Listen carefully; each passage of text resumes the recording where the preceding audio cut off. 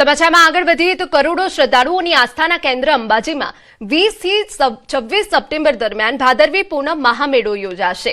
મહામેળાની તૈયારીઓ અને પદયાત્રીઓની સુવિધા અંગે વહીવટીતંત્ર, પોલીસ અને ભાદરવી પૂનમિયા સંઘ જેવા ટ્રસ્ટની બેઠક યોજાઈ। આ વર્ષે 1685 સંઘનું રજીસ્ટ્રેશન થયું। માઈ ભક્તોની સુરક્ષા માટે 7000 જેટલા પોલીસ કર્મચારીઓ તૈનાત રહેશે, જ્યારે 8 સેક્ટર અને 16 ઝોનમાં વ્યવસ્થા સંભાળવામાં આવશે।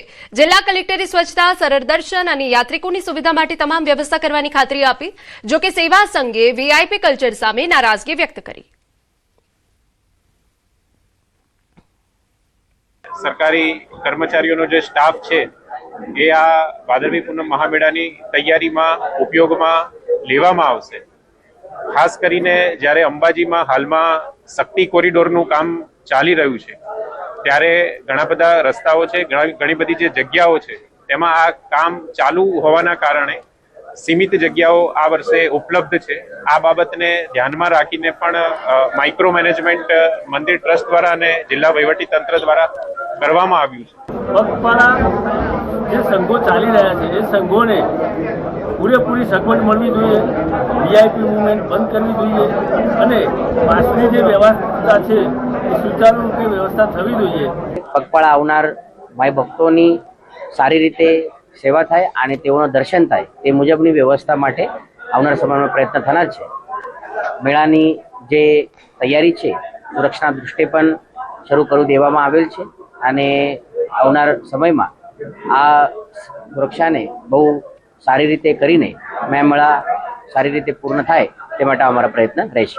પદયાત્રા સંઘો જે વર્ષોથી આ મહામેળામાં પોતાની શ્રદ્ધા સાથે આવે છે અને પોતાના વાહનો ધર્મશાળાની અંદર પાર્ક કરી અને સંઘ પૂરો થયા પછી ઘરે જાય છે, છતાં પણ પ્રશાસન દ્વારા આ વાહનોમાં કાપ મૂકવામાં આવે છે અથવા તો પાર્કિંગમાં મુકાવી દેવામાં આવે છે, જેના કારણે યાત્રિકોને ભૂખા સૂવું પડે છે।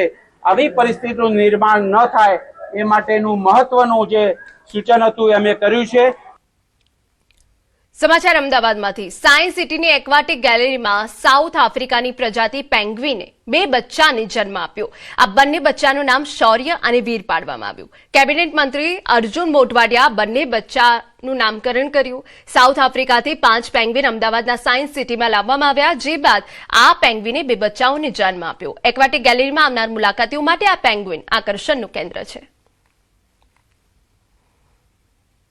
એક્વાટિક ગેલેરીની અંદર અનેક સમુદ્રી જીવોની સાથે અહીંયા એક સાઉથ આફ્રિકન પેંગ્વિન પરિવાર છે, એ પણ એટલું જ લોકપ્રિય છે।